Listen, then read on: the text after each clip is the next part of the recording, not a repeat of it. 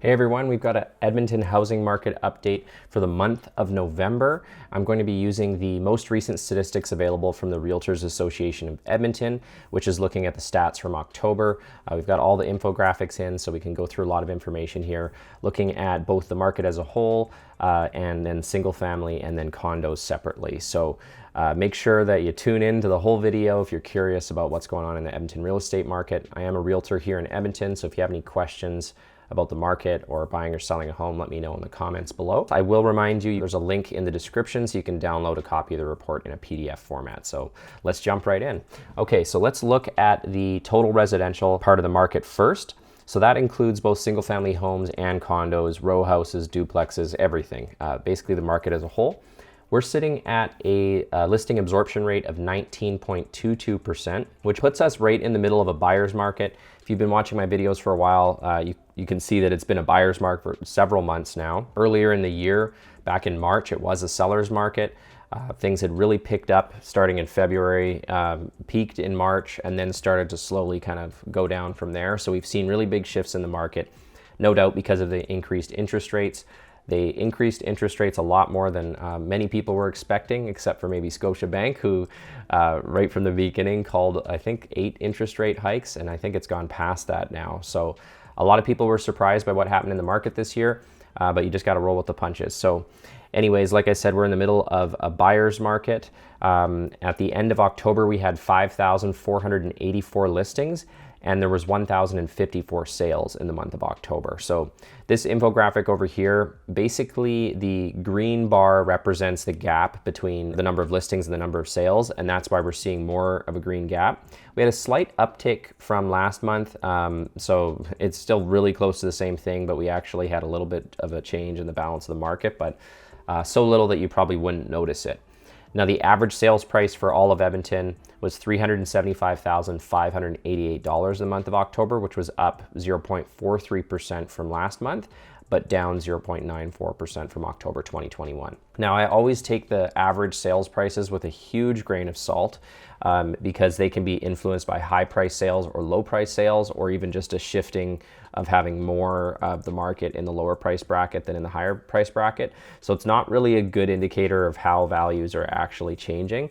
One of the things that I'll point out later in this video is we'll look at the benchmark price for both homes, condos, and I believe duplexes, and that's a much better tracker of the actual changes in values. So stay tuned for that, and I'll show you that towards the end of the video.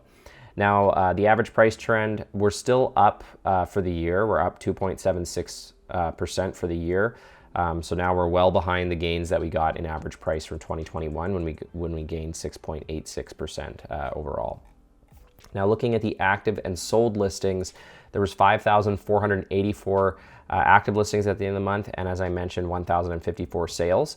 So the number of active listings is actually starting to decrease as well. So we're starting to see the inventory come down. It's down 10.11% from September. And you can see in September we had 6,101 listings at the end of the month. So that's like about 600 unit drop in the inventory levels. And the inventory levels are down a little bit from last October as well, so down 2.07% from October 2021. So I'm curious if this is because people are starting to take their properties off the market. We're getting into the winter months now, and then we're sitting in November. We've been getting snow basically 4 days straight. That wouldn't be reflected in this yet because this just took us to the end of October. We got to have Halloween without any snow. But I do know that a lot of people do, if they don't sell basically in the summer or fall months, a lot of people like to take it off the market for the holidays and maybe they'll put it on next year.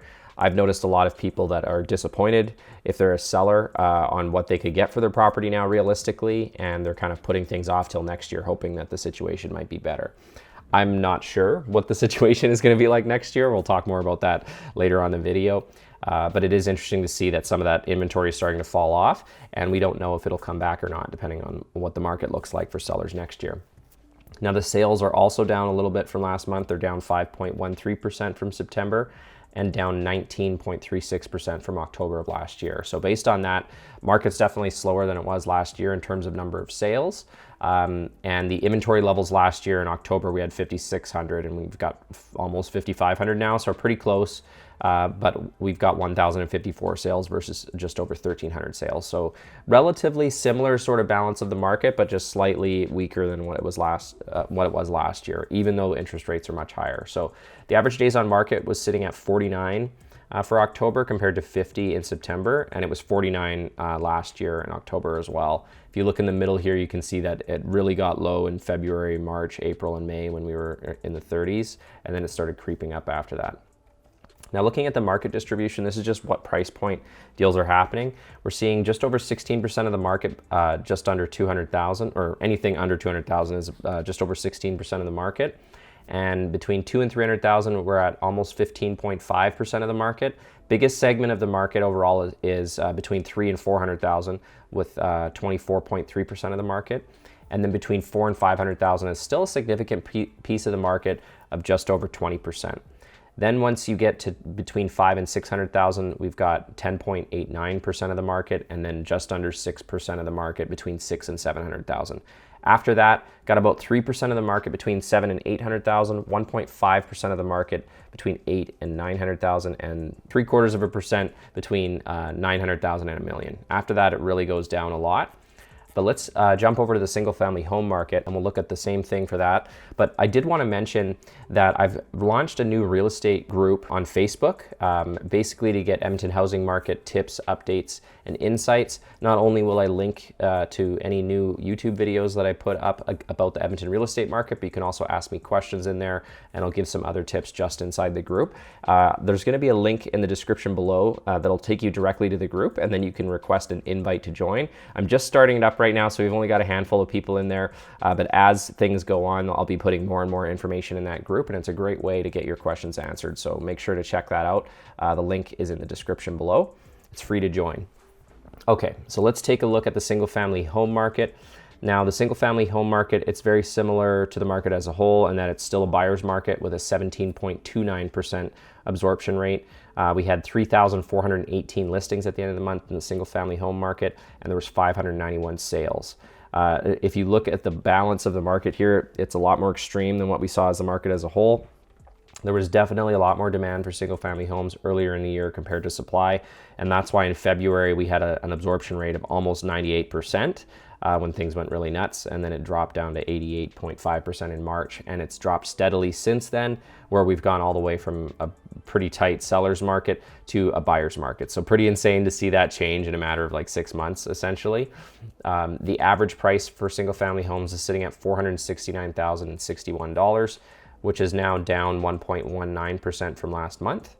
So you can see that we had some decent gains in February is where we saw the biggest gain, and it's kind of jumped around a little bit. But again, don't put too much weight on the average price. We'll look at the benchmark price later. Now, the average price for the year is still up 5.62% compared to 7.66% last year. So you can see that single family homes have been doing better than the market as a whole. The stats we were looking at earlier, even though it was everything thrown together, you'll notice when we get to the next section that it was being dragged down by the condos essentially. Now, the number of active listings was sitting at 3,418.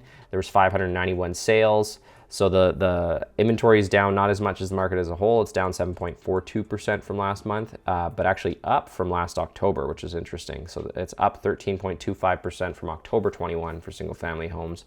And the sales are up just slightly from last month, up 0.34%, but down over 20% from October 2021. So if we look at the market balance here, you can see that we've got about 400 more listings than we did the same time last year and 150 less sales. So weaker than the market was in October of last year.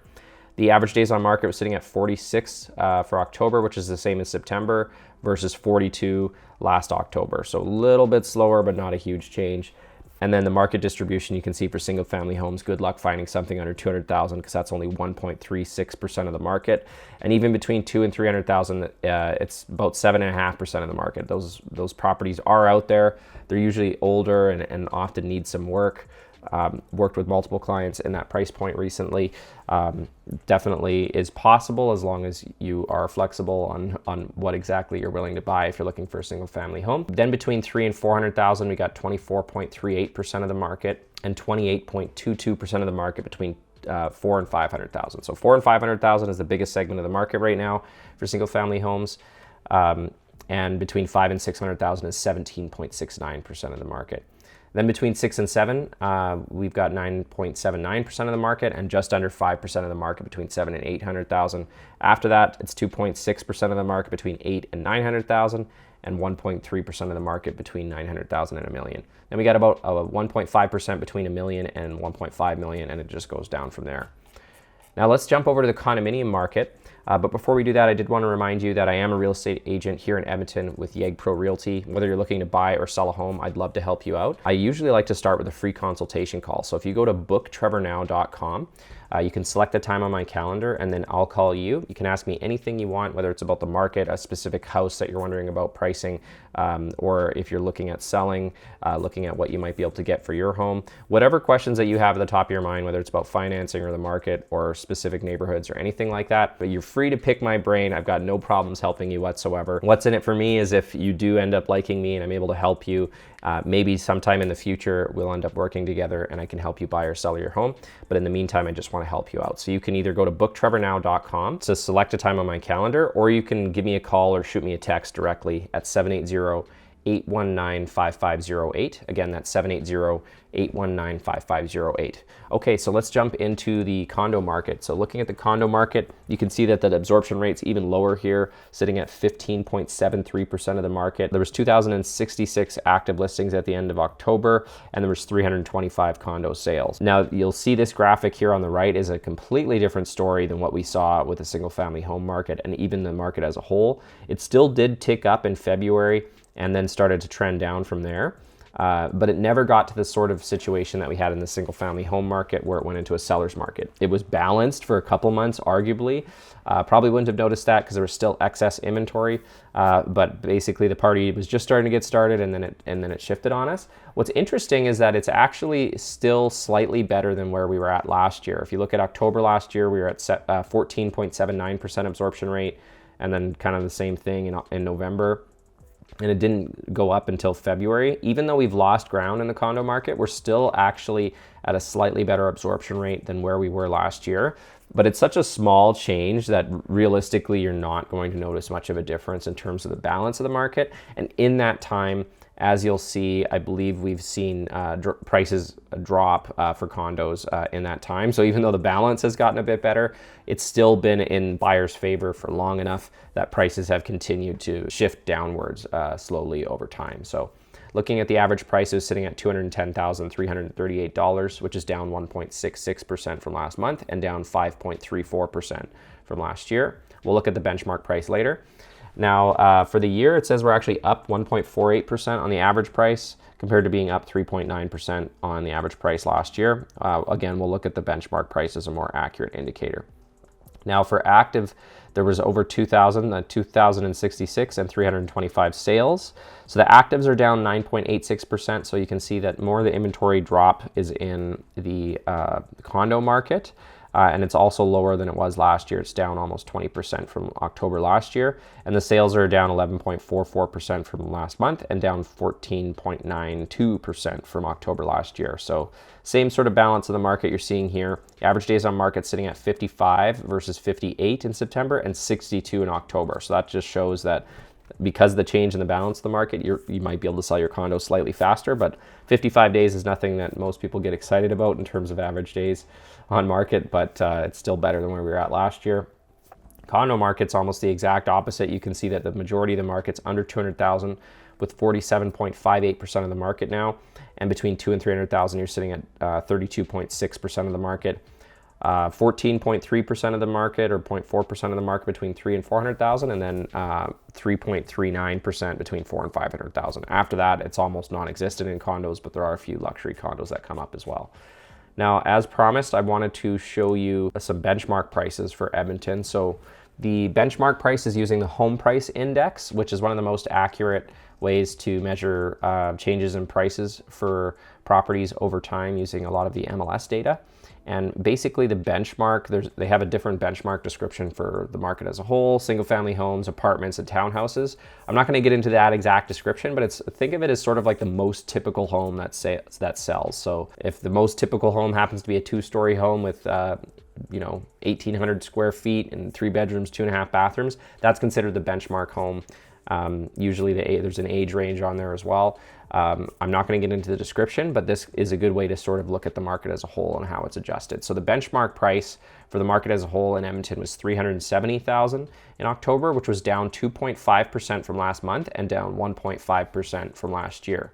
Now, if you look at the benchmark price trend over here, this chart on the right, you can see that we've basically back where we started near the beginning of the year. So in October, from there last year, we went down a little bit in November, December, and then it started to go up in January, peaked in April, essentially, and then we kind of got over the hump and have been on a downward trend since then. So we're pretty close on a benchmark price basis to where we were in November of last year, essentially. We're actually down a little bit from October of last year. We'll see what happens in the next couple months. And now you can look at the single family home. The benchmark price for just single family homes was sitting at $434,000, which is down 2.3% from last month and down 1.1% from last year. So it's performing slightly better than the benchmark price for the whole for all of Edmonton, at least single family homes, but not much. It's still basically the same trend. For apartments, the benchmark price was sitting at $175,000, which is down 3% from last month and down 4% from last year. So steeper declines in apartments, as I mentioned earlier. And for townhouses, the benchmark price was sitting at $221,000, which is down 3.7% from last month, but down 1.8% from last year. So it's kind of in the middle between apartments and single family homes, except it has a steeper decline in the last month. So that's sort of what's going on with prices in Edmonton, the market as a whole. I hope you got value out of this video. Again, you can get links to join the new Facebook group for tips, insights, and updates on the Edmonton real estate market. You can get a link to download a copy of these reports in a PDF format. And there's also links to book a call with me and get on a free consultation call. So I hope you enjoyed this. Make sure to like and subscribe. I'll see you on the next video. If you click over here, you can subscribe. And if you click over here, you can watch another video. All right, see you next time.